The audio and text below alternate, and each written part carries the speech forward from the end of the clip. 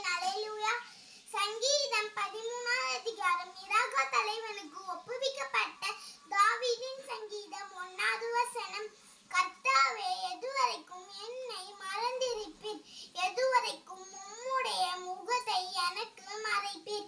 2வது வசனம். என் இருதயத்திலே சஞ்சலத்தை நித்தம் நித்தம் வைத்து எதுவரைக்கும் என் ஆத்துமாவிலே ஆலோசனை பண்ணி கொண்டிருப்பேன்? எதுவரைக்கும் என் சத்ரு என்னில் தன்னை உயர்த்துவான்? 3வது வசனம்.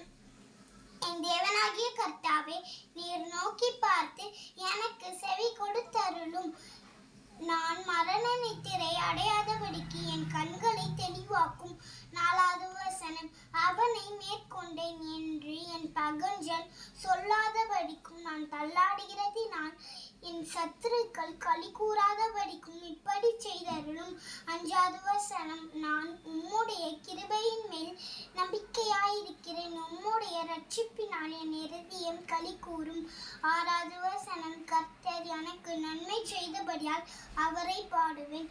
ஆமென்.